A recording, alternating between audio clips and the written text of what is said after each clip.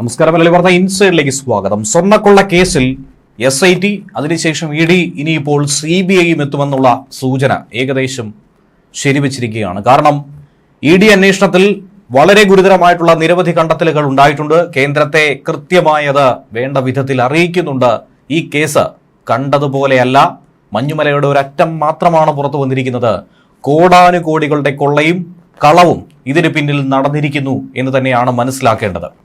ഇത് സർക്കാർ തലത്തിൽ തന്നെ ഉണ്ടായ ഒരു ഗൂഢാലോചനയാണോ എന്നുള്ള സംശയമടക്കം പ്രതിപക്ഷം ഉന്നയിക്കുമ്പോഴും സർക്കാരിലെ ബന്ധപ്പെട്ട പല പ്രമുഖരും ഇതിനോടകം തന്നെ EDയുടെ റഡാറിൽ ഉൾപ്പെട്ടിരിക്കുന്നു. ഇന്നിപ്പോൾ ഏറ്റവും ഒടുവിലുണ്ടായ ചില വിശദാംശങ്ങൾ പരിശോധിക്കുമ്പോൾ ഇതിൽ ഇടം വലം രക്ഷയില്ലാതെ എല്ലാ മുന്നണികളിലും ഈ സ്വർണ്ണക്കൊള്ളയുടെ പങ്ക് പറ്റിയവരുണ്ടാകുമോ എന്നുള്ള സംശയമാണ് പലരും ഉന്നയിക്കുന്നത്. ശബരിമല സ്വർണ്ണക്കൊള്ള കേസിൽ നാലാമത്തെ ആളും ഇപ്പോൾ ജയിൽ മോചിതനായി പുറത്തു വന്ന പ്രധാന പ്രതിയടക്കം പുറത്തു നിൽക്കുന്നു. കേസുകൾ അട്ടിമറിക്കപ്പെടാനും പ്രതികൾ രക്ഷപ്പെട്ടു പോകാനുമുള്ള സാധ്യതകളാണ് ഏറെ വർദ്ധിക്കുന്നത്. കേസ് ശരിയായ ദിശയിലാണെന്ന് ഹൈക്കോടതി തറപ്പിച്ചു പറയുമ്പോഴും ഇതിനെ അട്ടിമറിക്കാനുള്ള പല നീക്കങ്ങളും അണിയറയിൽ നടക്കുന്നു എന്നുള്ളത് യാഥാർത്ഥ്യമാണ്. കേസ് അന്വേഷിക്കുന്ന SIT ഇടക്കാല കുറ്റപത്രം പോലും സമർപ്പിക്കാത്ത സാഹചര്യത്തിലാണ് പ്രതികൾക്ക് സ്വാഭാവിക ജാമ്യം കൊടുത്തിരിക്കുന്നത്. ഏറ്റവും ഒടുവിൽ ജയിൽ മോചിതനായിരിക്കുന്നത് ശ്രീകോവിലെ കട്ടിളപ്പാളി കേസിൽ ഒന്നാം പ്രതിയായിട്ടുള്ള ഉണ്ണികൃഷ്ണൻ പോറ്റി.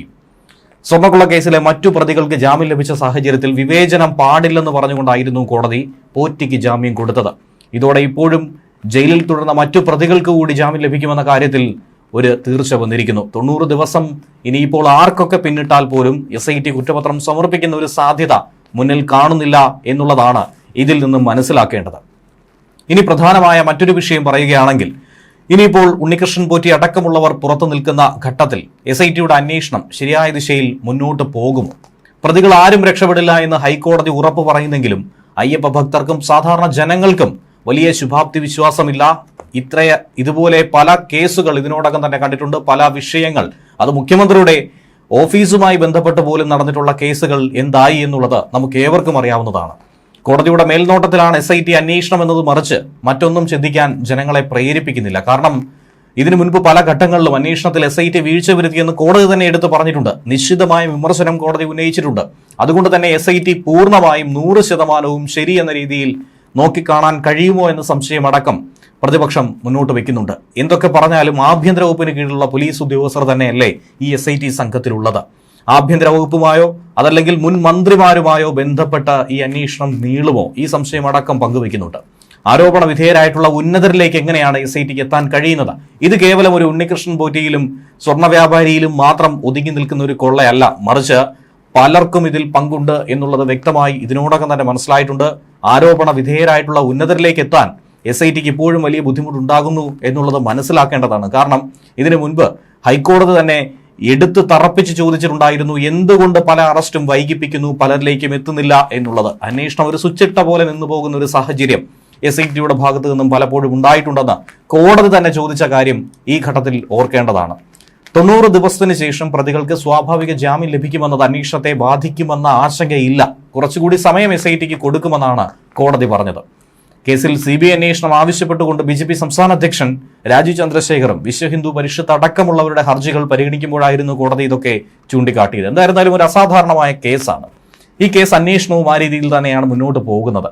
അന്വേഷണത്തിലെ എല്ലാ കാര്യങ്ങളും കോടതി വളരെ സൂക്ഷ്മമായി ഇഴകീറി പരിശോധിക്കുന്നെന്ന് പറയുന്നെങ്കിൽ പോലും കേസിൽ പ്രതികളായിട്ടുള്ളവരുടെ ആരോപണ വിധേയരുടെ രാഷ്ട്രീയവും ഭരണപരമായിട്ടുള്ള സ്വാധീനവും ഒക്കെ പ്രകടിപ്പിക്കുന്ന, കോടതി തന്നെ പ്രകടിപ്പിക്കുന്ന ഒരു സാധ്യത ഉണ്ടാകുന്നു എന്നുള്ളതാണ് കണ്ടറിയേണ്ടത്. കർശന ഉപാധികളോടെയാണ് പ്രതികൾക്കൊക്കെ ജാമ്യം കിട്ടിയിട്ടുള്ളതെങ്കിൽ പോലും അവരെ സംബന്ധിച്ച് ഇതൊക്കെ തന്നെ ധാരാളമാണ്. കാരണം ജയിലിൽ കിടക്കുമ്പോൾ പോലും പലതരത്തിലുള്ള അട്ടിമറികൾക്കും ഗൂഢാലോചന നടത്താനും ഒക്കെ തന്നെ കഴിവുള്ളവരാണ് ഈ പ്രതികളെന്ന് വേണം മനസ്സിലാക്കേണ്ടത്. അതുകൊണ്ട് ഇനി മുന്നോട്ട് എന്ത് സംഭവിക്കുമെന്നുള്ളത് കണ്ടറിയുക തന്നെ വേണം. ജാമ്യ വ്യവസ്ഥകൾ പാലിച്ചുകൊണ്ട് തന്നെ ഭരണ നേതൃത്വത്തെ സ്വാധീനിക്കാനും തെളിവ് നശിപ്പിക്കാനും പ്രതികൾക്ക് സാധിക്കും. അങ്ങനെയൊന്നും കരുതില്ല എന്ന് നിഷ്കളങ്കമായി നമുക്ക് പോറ്റിയെക്കുറിച്ചൊന്നും തന്നെ കരുതാൻ കഴിയില്ല. കാരണം പോറ്റിക്ക് അത്തരത്തിലുള്ളൊരു വലിയ ട്രാക്ക് റെക്കോർഡ് തന്നെ ഈ കൊള്ളയിലും കളവിലുമുണ്ട് എന്നുള്ളതാണ് യാഥാർത്ഥ്യം.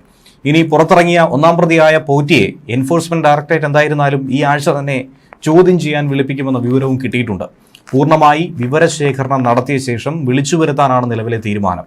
ഇതോടെ EDയുടെ അന്വേഷണത്തിൽ ശബരിമല സ്വർണ്ണക്കൊള്ള കേസിലെ പ്രതികളുടെ അറസ്റ്റ് കുറച്ചുകൂടി വൈകാൻ സാധ്യതയുണ്ട്.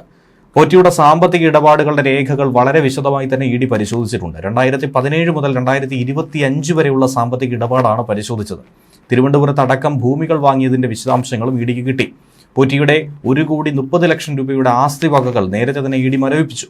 കേസിൽ ജാമ്യത്തിലിറങ്ങിയ മുരാരി ബാബുവിനെയും കേസിലെ 6ാം പ്രതിയും മുൻ അഡ്മിനിസ്ട്രേറ്റീവ് ഓഫീസറുമായിട്ടുള്ള എസ് ശ്രീകുമാറിനെയും ഇന്നലെ ആയിരുന്നു ഇ ഡി ചോദ്യം ചെയ്തത്. ഇതിനിടെ പ്രത്യേക അന്വേഷണ സംഘം SIT ഇന്ന് ഉണ്ണികൃഷ്ണൻ പോറ്റിയെ വീണ്ടും ചോദ്യം ചെയ്തു. കുറ്റപത്രം തയ്യാറാക്കാൻ പോറ്റിയുടെ നിക്ഷേപങ്ങൾ, ബന്ധങ്ങൾ എന്നിവ കൂടുതൽ വ്യക്തത വരുത്തുക എന്ന ലക്ഷ്യമിട്ട് തന്നെയാണ് ചോദ്യം ചെയ്യൽ. ഇന്നലെ രാവിലെ മുതൽ വൈകിട്ട് വരെയും പോറ്റിയെ ചോദ്യം ചെയ്തിട്ടുണ്ടായിരുന്നു. ശബരിമലയിലെ സ്വർണ്ണക്കൊള്ളയുമായി ബന്ധപ്പെട്ട് പല തെളിവുകളും കണ്ടെത്താൻ SITയുടെ ഇതുവരെയുള്ള അന്വേഷണത്തിന് കഴിഞ്ഞിട്ടില്ല എന്നുള്ളൊരു പോരായ്മ ചൂണ്ടിക്കാണിക്കുന്നുണ്ട്. അന്വേഷണത്തിന്റെ മെല്ലപ്പോക്കും മുൻ ദേവസ്വം വകുപ്പ് മന്ത്രി കടകംപള്ളി സുരേന്ദ്രനെ പോലുള്ളവരെ രഹസ്യമായി ചോദ്യം ചെയ്യുന്നതുമൊക്കെ ഏറെ സംശയാസ്പദമാണ്. അറസ്റ്റ് ചെയ്യാൻ തയ്യാറാവാത്തതും ജനങ്ങളിൽ പല സംശയങ്ങൾ ഉയർത്തിയിരിക്കുന്നു എന്നുള്ളതാണ് കണ്ടറിയേണ്ടത്. കേസിൽ എൻഫോഴ്സ്മെന്റ് ഡയറക്ടറേറ്റ് അന്വേഷണം ആരംഭിച്ചെങ്കിൽ പോലും അത് പണമിടപാടുകളെ കുറിച്ച് മാത്രമാണ് ഇ ഡി അന്വേഷിക്കുന്നത്. മറ്റു പല സാഹചര്യങ്ങളുമുണ്ട്. അതൊക്കെ പരിഗണിക്കണമെങ്കിൽ ഇ ഡിക്ക് മാത്രമായി സാധിക്കില്ല. അവിടെയാണ് എന്തുകൊണ്ട് CBI അന്വേഷണം വേണമെന്നുള്ള ചോദ്യം ഉയരുന്നത്, അതിന്റെ പ്രസക്തി ശ്രദ്ധേയമാകുന്നത്. ഇങ്ങനെ ഒരു അന്വേഷണം ഉണ്ടാകുന്നില്ലെങ്കിൽ പ്രതികളൊക്കെ രക്ഷപ്പെടാനുള്ള സാധ്യത വളരെ കൂടുതലാണ്. സ്വർണ്ണക്കൊള്ള കേസ് ഇപ്പോൾ പ്രതികളായിട്ടുള്ളവരിൽ മാത്രമായി ഒതുക്കി നിർത്താൻ ഇപ്പോഴത്തെ സർക്കാർ ശ്രമിക്കുമ്പോൾ അതിന് പിന്നിൽ കളിച്ചവർ, ഇവർക്ക് എല്ലാ പിൻബലവും കൊടുത്തവർ, അവരെയൊക്കെ തന്നെ പിടികൂടുക എന്നുള്ള ലക്ഷ്യം ഉറപ്പായും CBIക്ക് ഉണ്ടാവും. അതിനുവേണ്ടി എന്തായിരുന്നാലും SITക്ക് മേൽ വലിയ രാഷ്ട്രീയ സമ്മർദ്ദം ചെലുത്തുന്നു എന്നുള്ളതും നമുക്കറിയാവുന്ന വിഷയമാണ്. കോൺഗ്രസ് പ്രകടിപ്പിക്കുന്ന എതിർപ്പ് നിയമസഭാ തെരഞ്ഞെടുപ്പ് അടുത്ത സാഹചര്യത്തിൽ ജനങ്ങളെ കബളിപ്പിക്കാനുള്ള ഒരു നീക്കമായി BJP അടക്കം കുറ്റപ്പെടുത്തുന്ന ഒരു സാഹചര്യം ഉണ്ടാകുന്നുണ്ട്. കാരണം തങ്ങളുടെ നേതാക്കൾ അടക്കം ഇപ്പോൾ ആരോപണ വിധേയരായി മാറുന്നു. ദേശീയ നേതാക്കളെ അടക്കം ഈ കൊടും കള്ളൻ, കാട്ടുകള്ളൻ വന്ന് കണ്ടു എന്നുള്ളത് കോൺഗ്രസിനെ സംബന്ധിച്ചും ഒരു വലിയ തിരിച്ചടിയായിട്ടുള്ള വിഷയം തന്നെയാണ്. അങ്ങനെ നിലവിലെ സ്ഥിതിഗതികളൊക്കെ തന്നെ മാറിക്കൊണ്ടിരിക്കുന്നു എന്നാണ് സ്വർണ്ണക്കൊള്ള കേസിൽ ഏറ്റവും ഒടുവിൽ നമുക്ക് ലഭിക്കുന്ന സൂചനയും. ന്യൂസ് ഡെസ്ക് മലയാളി വാർത്ത ഇൻസൈറ്റ്.